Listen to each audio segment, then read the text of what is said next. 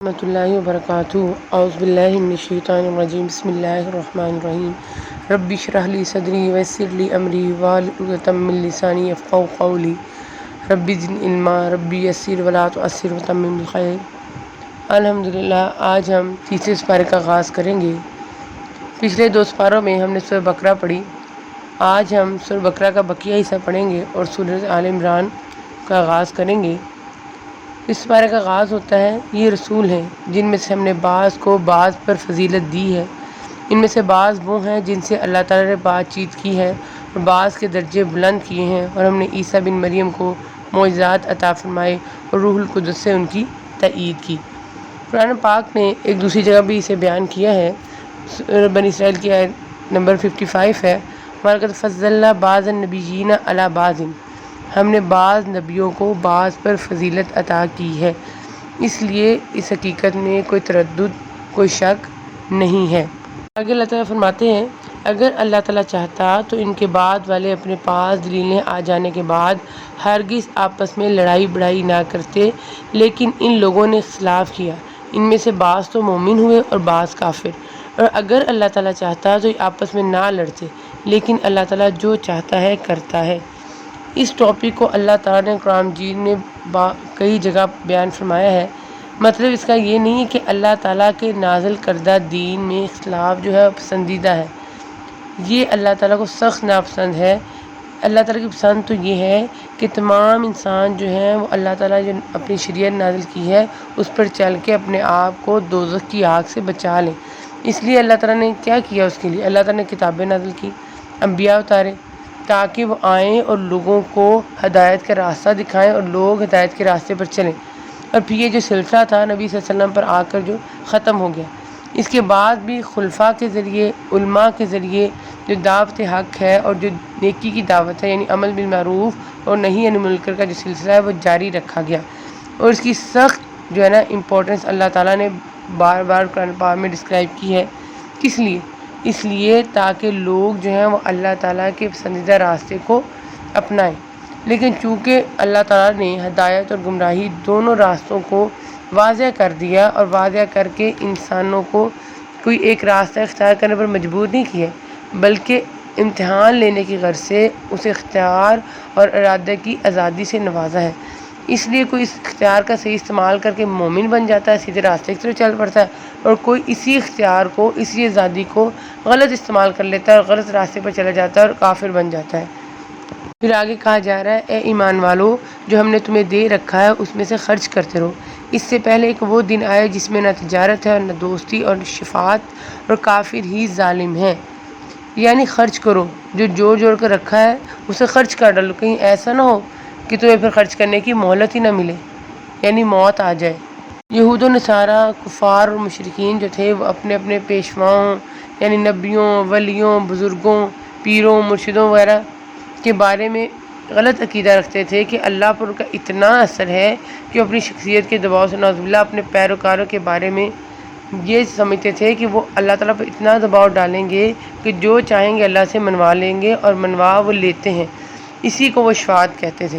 یعنی ان کا عقیدہ تقریباً وہی تھا جو آج کل کے جاہلوں کا ہے۔ آیت میں اس چیز کو کلیئر کیا گیا ہے کہ اللہ کے یہاں ایسی کوئی شفاعت کا وجود ہی نہیں ہے۔ پھر اس کے بعد آیت الکرسی میں اور دوسری دیگر بار بار آنے والی جو آیات ہیں ان میں، احادیث میں کلیئر بتا دیا گیا ہے کہ اللہ کے یہاں ایک دوسری قسم کی شفاعت ہے، بے شک وہ ہوگی، مگر یہ شفاعت وہی لوگ کر سکیں گے جنہیں اللہ تعالیٰ پرمیشن دے گے، اور صرف اسی بندے کے بارے میں کر سکیں گے جس کے لیے اللہ تعالیٰ اجازت دے گا، اور اللہ صرف اور صرف اہل توحید کے بارے میں اجازت دے گا۔ یہ شفاعت فرشتے بھی کریں گے، انبیاء بھی کریں گے، رسول بھی کریں گے، شہداء صالحین بھی کریں گے، مگر اللہ پر ان میں سے کسی بھی شخصیت کا کوئی دباؤ نہیں ہوگا، بلکہ اس کے برعکس یہ خود اللہ تعالیٰ کے سامنے خوف سے لرزاں و ترزاں ہوں گے کہ ان کے چہروں کا رنگ جو ہوگا وہ اڑ رہا ہوگا، جیسے سورۃ انبیاء کی آیت نمبر 28 میں ہے، وَلَا يَشْفَعُونَ إِلَّا لِمَنِ ارْتَضَىٰ وَهُم مِّن خَشْيَتِهِ مُشْفِقُونَ۔ اور پھر آگے آیت الکرسی آ جاتی ہے۔ یہ آیت الکرسی جو ہے اس کی بڑی فضیلت جو ہے صحیح احادیث سے ثابت ہے۔ مثلاً یہ آیت قرآن پاک کی اعظم آیت ہے، اس کے پڑھنے سے رات کو شیطان سے تحفظ رہتا ہے، ہر فرض نماز کے بعد پڑھنے کی بڑی فضیلت ہے۔ یہ آیت جو ہے اللہ تعالیٰ کی صفات جو جلال ہیں ان کو بڑے بہتر انداز میں بیان کرتی ہے، اللہ تعالیٰ کی شان کو بڑے بہتر انداز میں بیان کرتی ہے، اللہ تعالیٰ کی قدرت کو، عظمت کو بڑے جامع انداز میں اس آیت میں بیان کیا گیا ہے۔ پھر آگے اللہ تعالیٰ کہہ رہے ہیں لا اکراہ فی الدین، دین کے بارے میں کوئی زبردستی نہیں، ہدایت ضلالت سے روشن ہو چکی ہے، اس لیے جو شخص اللہ تعالیٰ کے سوا دوسرے معبودوں کا انکار کر کے اللہ تعالیٰ پر ایمان لائے، اس نے مضبوط کڑے کو تھام لیا جو کبھی نہ ٹوٹے گا، اور اللہ تعالیٰ سننے والا جاننے والا ہے۔ اس کے شان نزول میں یہ بتایا گیا ہے کہ انصار کے کچھ نوجوان یہودی یا عیسائی ہو گئے تھے، پھر جب یہ انصار مسلمان ہو گئے تو اپنے جو نوجوان جو اولاد تھی ان کو بھی جو یہودی عیسائی بن چکے تھے زبردستی مسلمان بنانا چاہا، جس پر پھر یہ آیت نازل ہوئی۔ شان نزول کے اس اعتبار سے بعض مفسرین نے اس آیت کو اہل کتاب کے لیے خاص مانا ہے، یعنی مسلمان مملکت میں رہنے والے اہل کتاب اگر وہ جزیہ عطا پے کرتے ہیں جزیہ، تو انہیں قبول اسلام پر مجبور نہیں کیا جائے گا، لیکن یہ آیت حکم کے اعتبار سے سب کے لیے ہے، یعنی کسی پر بھی اسلام قبول کرنے کے لیے زبردستی نہیں کی جائے گی، کیونکہ ہم نے پیچھے ہی پڑھا نا کہ اللہ تعالیٰ نے ہدایت اور گمراہی دونوں کلیئر کر دی ہیں۔ تاہم کفر و شرک کے خاتمے کے لیے اور باطل کا زور توڑنے کے لیے جو جہاد ہے وہ ایک الگ چیز ہے، وہ اس زبردستی سے مختلف ہے۔ آگے اللہ تعالیٰ نے پھر کچھ ایگزامپلز دی ہیں، جیسا کہ حضرت ابراہیم علیہ السلام اور نمرود کا قصہ ہے، پھر ایک شخص کا قصہ ہے کہ اللہ تعالیٰ نے اس شخص کو اور اس کے گدھے کو 100 سال کے بعد زندہ کر دیا، حتیٰ کہ اس کے کھانے پینے کی چیزوں کو بھی خراب نہیں ہونے دیا۔ اسے یہاں بیان کرنے کا مقصد یہ تھا کہ اللہ تعالیٰ یہ بتانا چاہ رہے ہیں کہ وہی اللہ تعالیٰ پھر قیامت والے دن تمام انسانوں کو دوبارہ زندہ فرمائے گا۔ جب وہ سال کے بعد زندہ کر سکتا ہے تو ہزاروں سال کے بعد بھی زندہ کرنا اللہ تعالیٰ کے لیے کوئی مشکل امر نہیں ہے۔ حیاء موتیٰ کا دوسرا واقعہ ہے جو ایک نہایت ذی القدر پیغمبر حضرت ابراہیم علیہ السلام کی خواہش ان کے دل کے اطمینان کے لیے دکھایا گیا۔ پھر اس کے بعد اللہ تعالیٰ انفاق کی اہمیت اور فضیلت کو دوبارہ ڈسکرائب کرتے ہیں۔ اس بارے میں بار بار اللہ تعالیٰ نے انفاق کو ڈسکس کیا ہے۔ جو لوگ اپنا مال اللہ تعالیٰ کی راہ میں خرچ کرتے ہیں اس کی مثال اس دانے جیسی ہے جس میں سے 7 بالیاں نکلیں اور ہر بالی میں 100 دانے ہوں، اور اللہ تعالیٰ جسے چاہے بڑھا چڑھا کر دے، اور اللہ تعالیٰ کشادگی والا اور علم والا ہے۔ یہ انفاق فی سبیل اللہ کی فضیلت ہے۔ اس سے مراد اگر جہاد ہے تو اس کے یہ معنی ہوں گے کہ جہاد میں خرچ کی گئی رقم کا یہ ثواب ہوگا، اور اس سے مراد تمام مصارف خیر ہیں تو یہ فضیلت نفقات و صدقات نافلہ کی ہوگی، اور دیگر جو نیکیاں ہیں الحسنۃ بعشر امثالھا، ایک نیکی کا اجر 10 گنا کی ذیل میں آئیں گی۔ گویا جو نفقات و صدقات کا عام اجر و ثواب ہے دیگر امور خیر سے زیادہ ہے۔ جب اللہ تعالیٰ انفاق کو بیان کرتے ہیں پھر ساتھ ہی اللہ تعالیٰ نے اس کی کچھ انسٹرکشنز بھی دی ہیں کہ اگر تم نے خرچ کرنا ہے تو پھر کس طرح خرچ کرنا ہے۔ انفاق فی سبیل اللہ کی مذکورہ فضیلت صرف اسی شخص کو حاصل ہوگی جو مال خرچ کر کے احسان نہیں پھر جتلاتا، نہ زبان سے ایسا کلمہ تحقیر ادا کرتا ہے جس سے کسی غریب کی محتاج کی عزت نفس جو ہے مجروح ہو، اور وہ پھر اگر آپ اس کو دے کے جتلا رہے ہیں تو اس کو تکلیف محسوس ہو، کیونکہ یہ اتنا بڑا جرم ہے کہ نبی صلی اللہ علیہ وسلم نے صحیح مسلم کی حدیث ہے فرمایا قیامت والے دن اللہ تعالیٰ جو 3 آدمیوں سے کلام نہیں کرے گا اس میں ایک وہ شخص بھی ہوگا جو احسان جتلانے والا ہوگا۔ سائل سے نرمی اور شفقت سے بولنا، دعائیہ کلمات اس کا جواب دینا بہترین عمل ہے، یعنی سائل سے نرمی و شفقت اور چشم پوشی پردہ پوشی اس صدقے سے بہتر ہے جس کے بعد کہ اس کو لوگوں میں ذل و رسوا کر کے اسے تکلیف پہنچائی جائے۔ اس لیے حدیث میں بھی آتا ہے، صحیح مسلم کی حدیث ہے الکلمات الطیبات صدقۃ، پاکیزہ کلمہ بھی صدقہ ہے۔ پھر نبی کریم صلی اللہ علیہ وسلم نے فرمایا تم میں کسی بھی معروف نیکی کو حقیر مت سمجھو اگرچہ اپنے بھائی سے خندہ پیشانی سے ملنا ہی ہو۔ آگے اللہ تعالیٰ کے آیت نمبر 264 میں کہہ رہے ہیں کہ صدقہ و خیرات کر کے احسان جتلانا اور تکلیف دہ باتیں کرنا یہ اہل ایمان کا رویہ نہیں ہے، بلکہ ان لوگوں کا رویہ ہے جو منافق ہیں، جو لوگوں کو دکھاوے کے لیے خرچ کرتے ہیں۔ دوسرے ایسے خرچ کی مثال صاف چٹان کسی ہے جس پر کچھ مٹی ہو، کوئی شخص پیداوار حاصل کرنے کے لیے اس میں پھر بیج بو دے، لیکن بارش کا ایک جھٹکا پڑتی ہے ساری مٹی اس سے اتر جائے اور پتھر جو ہے مٹی سے بالکل صاف ہو جائے، کلیئر ہو جائے۔ جس طرح بارش پتھر کے نفع وقت ثابت نہیں ہوئی، اسی طرح ریاکار دکھاوا کرنے والے کو بھی اس صدقے کا کوئی فائدہ نہیں ہوگا۔ ساتھ ہی اللہ تعالیٰ اگلی آیت میں اہل ایمان کی اگزامپل دے رہے ہیں کہ جو اللہ کی رضا کے لیے خرچ کرتے ہیں، اللہ کی خوشنودی، اللہ کی خوشی کے لیے اپنا مال خرچ کرتے ہیں، ان کا خرچ کیا مال اس باغ کی طرح ہے جو پرفزار بلند چوٹی پر ہو، اگر زوردار بارش ہے تو اپنا پھل دگنا دے، ورنہ ہلکی سی پھوار بھی اس کو کافی ہو جاتی ہے۔ اس طرح ان کے نفقات بھی چاہے کم ہوں یا زیادہ، اللہ کے نزدیک کئی گنا اجر و ثواب کے باعث ہوں گے۔ پھر آگے اللہ تعالیٰ ایک اور انسٹرکشن دے رہے ہیں کہ صدقات کے مستحق صرف وہ غربا ہیں جو اللہ کی راہ میں روک دیے گئے، جو ملک میں چل پھر نہیں سکتے۔ نادان لوگ ان کی بے سوالی کی وجہ سے انہیں مالدار خیال کرتے ہیں۔ آپ ان کے چہرے دیکھ کر قیافہ سے انہیں پہچان لیں گے، وہ لوگوں سے چمٹ کر سوال نہیں کرتے۔ تم جو کچھ مال خرچ کرو تو اللہ تعالیٰ اس کو جاننے والا ہے۔ گویا اللہ تعالیٰ اہل ایمان کی یہ خوبی بیان کر رہے ہیں، یہ صرف بیان کر رہے ہیں کہ وہ فقر و غربت کے باوجود لوگوں سے سوال کرنے سے بچتے ہیں اور چمٹ کر سوال کرنے سے گریز کرتے ہیں۔ اس مفہوم کی تائید ان احادیث سے ہوتی ہے جن میں کہا گیا ہے کہ مسکین وہ نہیں ہے جو ایک دو کھجور یا ایک دو لقمے کے لیے در جا کر سوال کرتا ہے، مسکین تو وہ ہے جو سوال سے بچتا ہے۔ پھر نبی صلی اللہ علیہ وسلم نے آیت لا یسألون الناس الحافہ کا حوالہ پیش کیا۔ اس لیے جو آج کا دور ہے، اس دور میں پیشہ ور گداگروں کی بجائے مہاجرین، دین کے طالب علم، دین کے عالم، سفید پوش ضرورت مندوں کا پتہ چلا کر ان کی مدد کرنی چاہیے جو سوال کرنے سے بچتے ہیں، کیونکہ دوسروں کے سامنے ہاتھ پھیلانا جو ہے وہ انسان کی عزت نفس خودداری کے خلاف ہے۔ اس کے علاوہ حدیث میں آتا ہے جس کے پاس ما یعنی ہو، یعنی اتنا سامان ہو جو اس کی کوئی کفایت کرتا ہو، لیکن اس کے باوجود وہ لوگوں سے سوال کرے گا تو قیامت والے دن اس کے چہرے پر زخم ہوں گے۔ اور بخاری مسلم کی روایت میں ہے کہ ہمیشہ لوگوں سے سوال کرنے والے کے چہرے پر قیامت دن گوشت نہیں ہوگا۔ اس کے ساتھ ہی ربا کے سٹار میں اللہ تعالیٰ نے سود کی مذمت کی ہے۔ سود خور لوگ نہ کھڑے ہوں گے مگر جس طرح وہ کھڑا ہوتا ہے جیسے شیطان چھکر خپتی کر دے۔ سود خور کی یہ کیفیت قبر سے اٹھتے وقت یا میدان حشر میں ہوگی۔ پھر آگے اللہ تعالیٰ کہہ رہے ہیں یمحق اللہ الربا ویربی الصدقات واللہ لا یحب کل کفار اثیم۔ اللہ تعالیٰ سود کو مٹاتا ہے اور صدقہ کو بڑھاتا ہے، اور اللہ تعالیٰ کسی ناشکرے اور گناہ گار سے محبت نہیں کرتا۔ یہ سود کی معنوی اور روحانی مضرتوں اور صدقے کی برکتوں کا بیان ہے۔ سود میں بظاہر تو نظر آ رہا ہوتا ہے کہ مال بڑھ رہا ہے، لیکن معنوی حساب سے یہ مال یعنی انجام کے اعتبار سے جو سودی رقم ہے یہ ہمیں ہلاکت کی طرف لے کے جا رہی ہوتی ہے، ہماری بربادی کا سبب بن رہی ہوتی ہے۔ اس حقیقت کا اعتراف اب یورپی ماہرین معیشت بھی کرنے لگے ہیں۔ پھر آگے اللہ تعالیٰ کہہ رہے ہیں اے ایمان والو، اللہ تعالیٰ سے ڈرو اور یہ سود باقی رہ گیا وہ چھوڑ دو اگر تم سچ مچ ایمان والے ہو، اور اگر ایسا نہیں کرتے تو اللہ تعالیٰ سے اور اس کے رسول سے لڑنے کے لیے تیار ہو جاؤ۔ ہاں اگر توبہ کر لو تو تمہارا اصل مال تمہارا ہی ہے، نہ تم ظلم کرو نہ تم پر ظلم کیا جائے۔ ایسی سخت وارننگ دے دی اللہ تعالیٰ نے جو کسی اور نافرمانی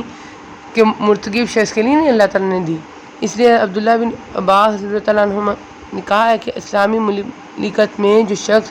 سود چھوڑنے پر تیار نہ ہو، راضی نہ ہو، تو خلیفہ جو وقت ہے اس کی رسپانسبلٹی ہے جو اس سے توبہ کرائے اور باز نہ آنے کی صورت میں اس کی گردن اڑا دے۔ کیونکہ زمانہ جہالت میں جب قرض ادا نہیں کیا جاتا تھا اور اس صورت میں سود در سود اصل رقم جو تھی اس میں اضافہ ہوتا چلا جاتا تھا، وہ بڑھتی چلی جاتی تھی، جس سے وہ تھوڑی سی رقم جو تھی وہ بیچارے قرض دار کے لیے ایک پہاڑ بن جاتی تھی اور اس کی ادائیگی اس کے لیے پاسبل ہی نہیں ہوتی تھی۔ اس کے برعکس پھر اللہ تعالیٰ نے آرڈر جاری کیا کہ کوئی بھی تنگ دست ہو تو آسانی تک اسے مہلت دے دو، اگر قرض بالکل ہی معاف کر دو تو زیادہ بہتر ہے۔ احادیث میں اس کی بڑی فضیلت بیان کی گئی ہے۔ کتنا فرق ہے نا دیکھیں ان دونوں نظاموں کا،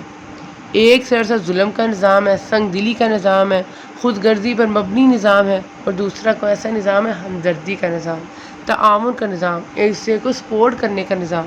مسلمان خود ہی اس بابرکت اور پررحمت اللہ تعالیٰ کے نظام کو نہ اپنائیں تو اس میں اسلام کا کیا قصور ہے، اللہ تعالیٰ پر کیا الزام ہے؟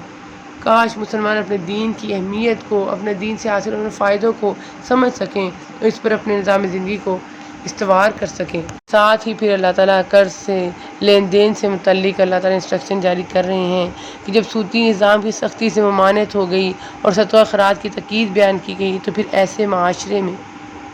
قرضوں کی بہت ضرورت ہوتی ہے، کیونکہ سود تو ویسے ہی حرام ہے اور ہر شخص جو ہے صدقہ کا خیرات کا طاقت نہیں رکھتا، اس کے اندر اتنی استطاعت نہیں ہوتی کہ ہر شخص صدقہ خیرات کر لے۔ اسی طرح ہر شخص صدقہ لینا بھی پسند نہیں کرتا، پھر اپنی ضروریات و حاجات پوری کرنے کے لیے قرض ہی باقی رہ جاتا ہے۔ اس لیے احادیث میں قرض دینے کا بڑا ثواب بیان کیا گیا ہے۔ تاہم قرض جس طرح ایک نہایت ضرورت بن چکی ہے، اس میں بے احتیاطی یا سستی جھگڑوں کا باعث بھی ہے۔ اس لیے آیت نمبر 282 میں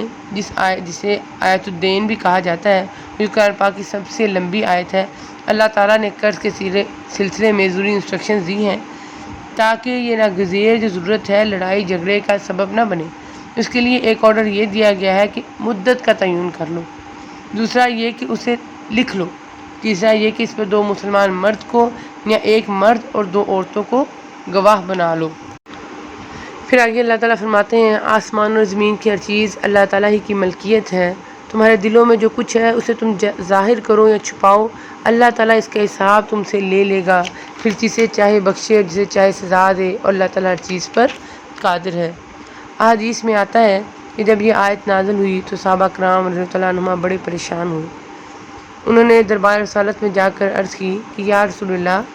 نماز، روزہ، زکوٰۃ و حج، جہاد وغیرہ یہ سارے اعمال جن کا ہمیں آرڈر دیا گیا ہے، ہم کرتے ہیں ان کو پورا، کیونکہ یہ ہماری طاقت سے بالا نہیں ہے، لیکن دل میں پیدا ہونے والے جو خیالات ہیں، جو وسوسے آتے ہیں، ان پر تو ہمارا کنٹرول نہیں ہے، کیونکہ یہ تو ہماری طاقت سے پرے ہیں۔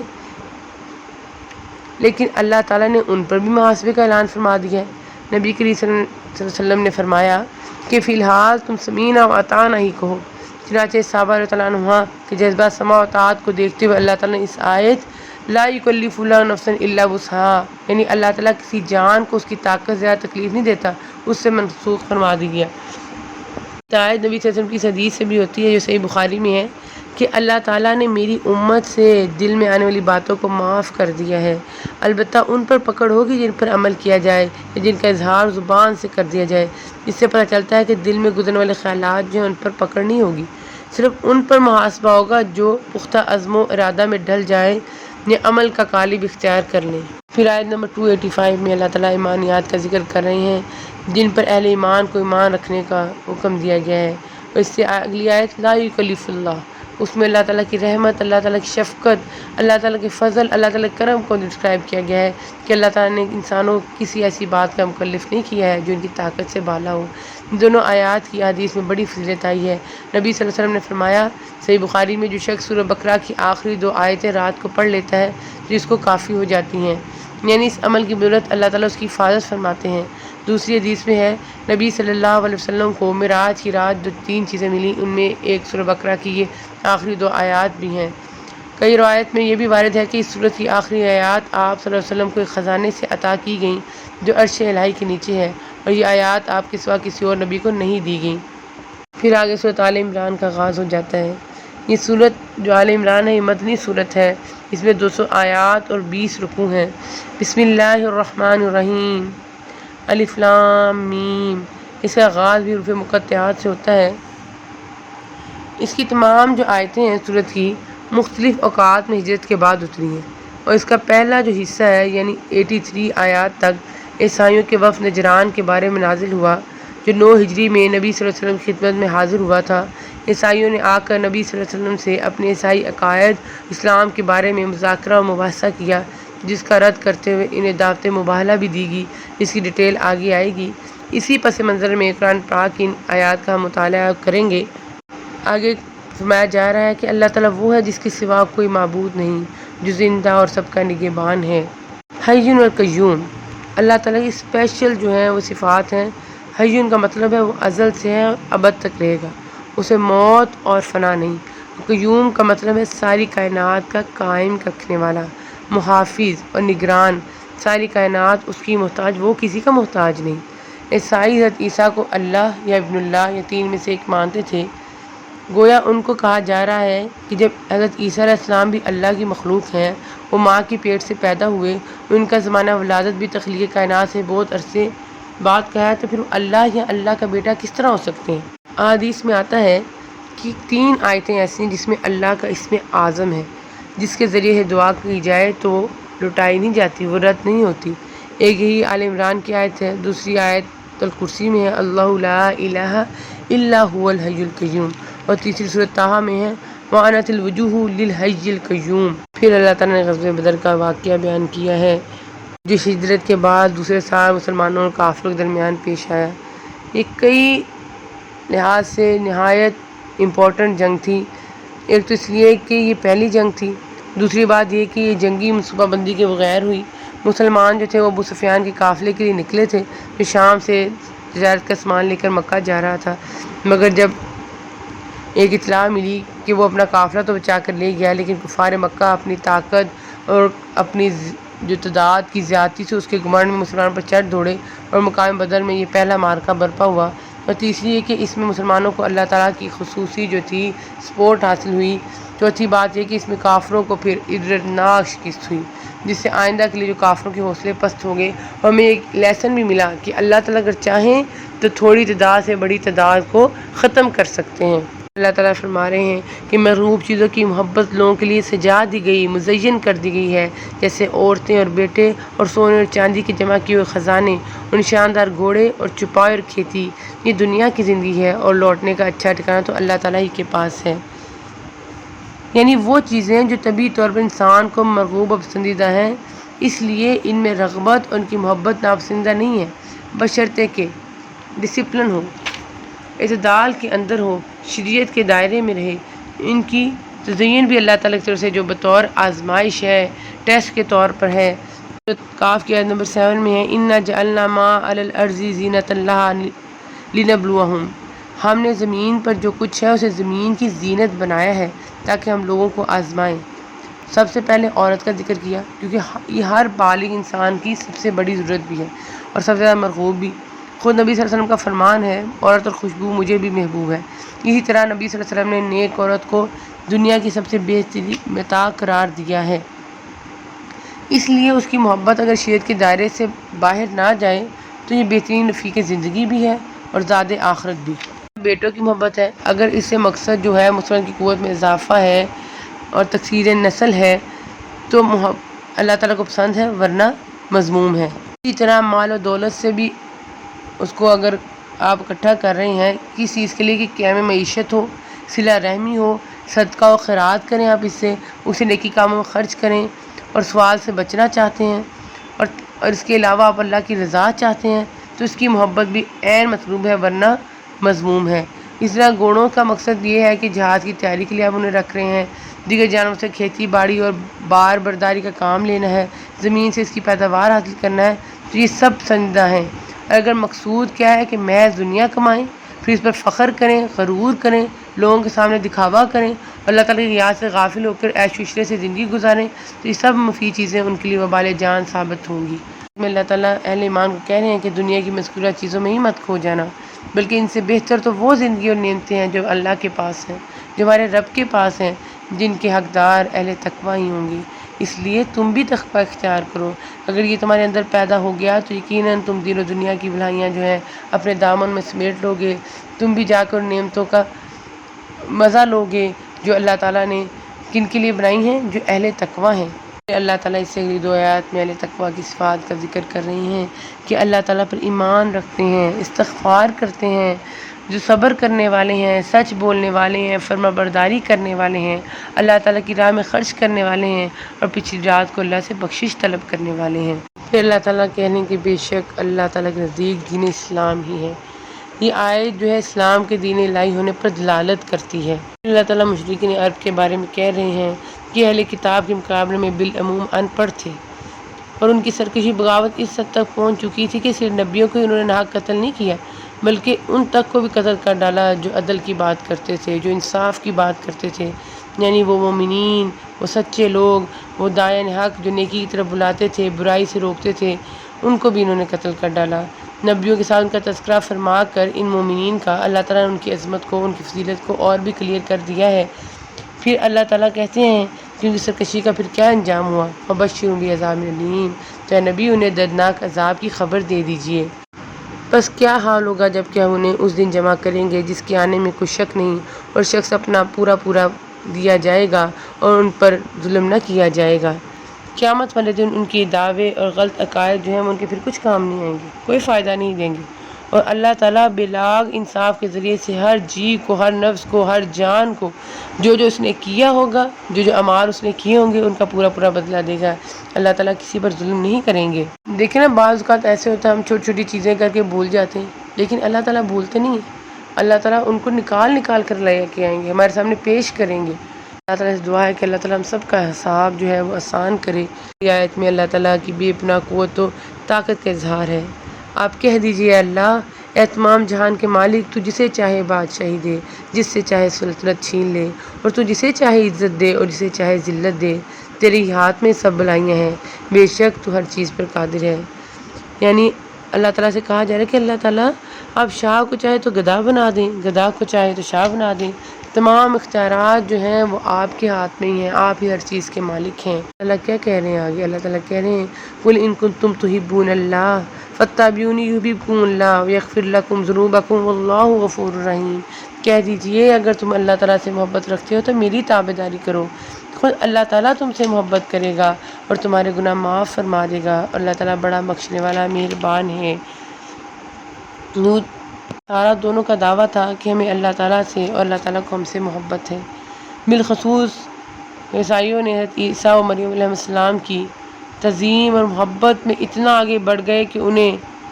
نعوذ باللہ الوہیت کے درجے پر فائز کر دیا۔ اس کے بارے میں ان کا خیال تھا کہ ہم اس طرح اللہ تعالیٰ کا قرب حاصل کر لیں گے، اللہ تعالیٰ کی محبت حاصل کر لیں گے۔ اللہ تعالیٰ نے فرمایا کہ ان کے داموں اور خود ساتھ طریقوں سے اللہ کی محبت، ان کی رضا اللہ کی حاصل نہیں ہو سکتی۔ اس کا تو صرف ایک ہی جو پروسیس ہے، ایک ہی طریقہ ہے کہ میرے آخری پیغمبر پر ایمان لے آؤ، اس کی اتباع کرو، اس کی پیروی کرو۔ اس آیت نے تمام دعوے داران محبت کے لیے ایک معیار، ایک کسوٹی جو ہے وہ مقرر کر دی، وہ مہیا کر دی کہ اللہ کی محبت کا طالب اگر اتباع محمد صلی اللہ علیہ وسلم کے ذریعے سے یہ مقصد حاصل کرنا چاہتا ہے تو پھر یقیناً وہ کامیاب ہے، اس نے الٹیمیٹ سکسیس حاصل کر لی۔ کہہ رہے ہیں قُلْ اطیعوا اللَّهَ وَالرَّسُولَ،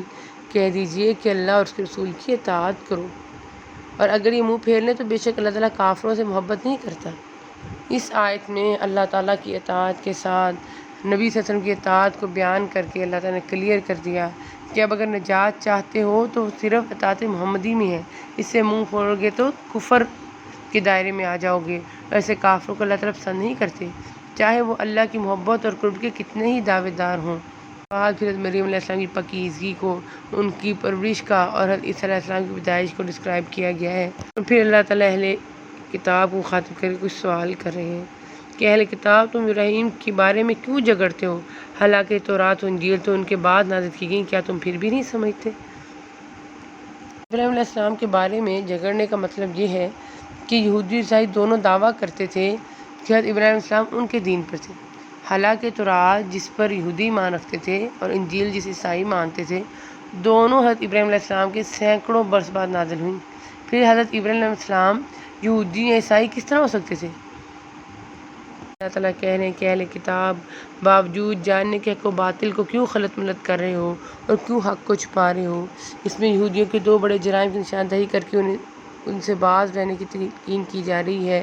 پہلا جرم یہ ہے کہ حق و باطل اور سچ اور جھوٹ کو غلط ملط کرنا تاکہ لوگوں پر حق اور باطل جو ہے وہ واضح نہ ہو سکے۔ دوسرا کتمان حق، یعنی نبی صلی اللہ علیہ وسلم کے جو صاحب جو ہیں، جو خوبیاں جو ہیں تورات میں لکھی ہوئی تھیں، انہیں لوگوں سے چھپانا تاکہ نبی صلی اللہ علیہ وسلم کی سچائی کم از کم اس اعتبار سے لوگوں پر کلیئر نہ ہو سکے۔ یہ دونوں جرم جانتے بوجھتے کرتے تھے، جس سے ان کی بدبختی جو تھی وہ بڑھ گئی تھی۔ ان کے جرائم کی نشاندہی سورہ بقرہ میں بھی کی گئی ہے۔ سورہ بقرہ کی آیت نمبر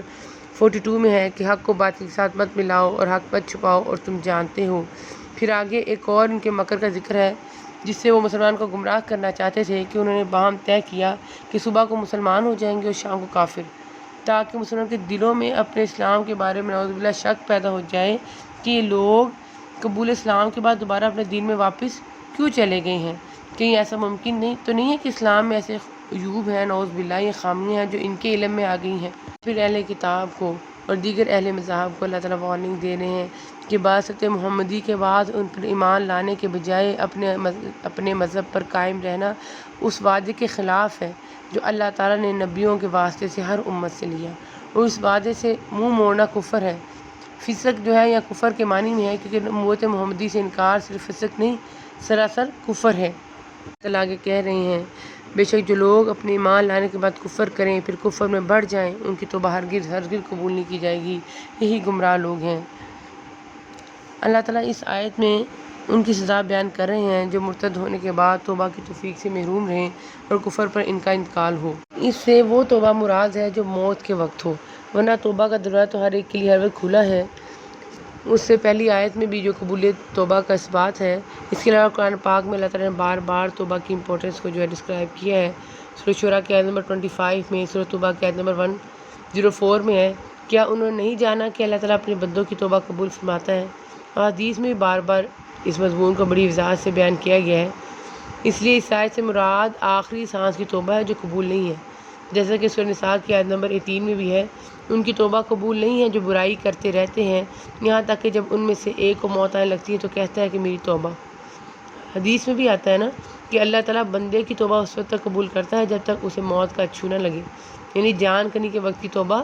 قبول نہیں۔ اسی طرح اگلی آیت میں اللہ تعالیٰ کہہ رہے ہیں ہاں جو لوگ کفر کریں اور مرتے دم تک کافر رہیں، ان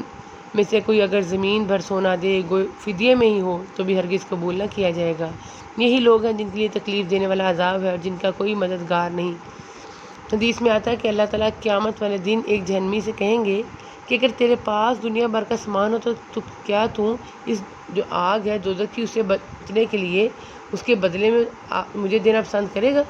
کہے گا ہاں، تو اللہ تعالیٰ فرمائیں گے میں نے دنیا میں تجھ سے اس سے بھی کہیں زیادہ آسان بات کا مطالبہ کیا تھا کہ میرے ساتھ شرک نہ کرنا، مگر تو شرک کرنے سے پھر باز ہی نہ آیا۔ اس سے پتہ چلتا ہے کہ کافر کے لیے جہنم کا جو عذاب ہے وہ ہمیشگی کا عذاب ہے۔ اس نے دنیا میں کچھ اچھے کام بھی کیے ہوں گے تو کفر کی وجہ سے وہ بھی ضائع ہو جائیں گے، جیسے کہ حدیث میں ہے کہ عبداللہ بن جدعان کے بارے میں پوچھا گیا کہ وہ مہمان نواز، غریب پرور تھا، غلاموں کو آزاد کرنے والا تھا، کیا یہ اعمال اسے فائدہ دیں گے؟ تو نبی صلی اللہ علیہ وسلم نے فرمایا نہیں، کہ اس نے ایک دن بھی کیونکہ اپنے رب سے اپنے گناہوں کی معافی نہیں مانگی۔ اسی طرح اگر کوئی شخص وہاں زمین پر سونا بطور فدیہ دے کر یہ چاہے کہ وہ عذاب جہنم سے بچ جائے گا تو یہ ممکن نہیں ہوگا۔ اور اسی طرح دوسرے مقام پر اللہ تعالیٰ کہہ رہے ہیں کہ سورہ بقرہ کی آیت نمبر 123 میں ہے کہ اس سے کوئی معاوضہ قبول کیا جائے گا اور نہ کوئی سفارش سے فائدہ دے گی۔ اسی طرح سورہ ابراہیم کی آیت نمبر 31 میں بھی ہے اس دن میں کوئی خرید و فروخت ہوگی نہ کوئی دوستی ہی کام آئے گی۔ اللہ تعالیٰ سے دعا ہے کہ اللہ تعالیٰ ہمارے جو آخرت ہے وہ بھی سنوار دے، ہماری دنیا بھی سنوار دے۔ آخر میں ہم آج کی دعا دیکھ لیتے ہیں۔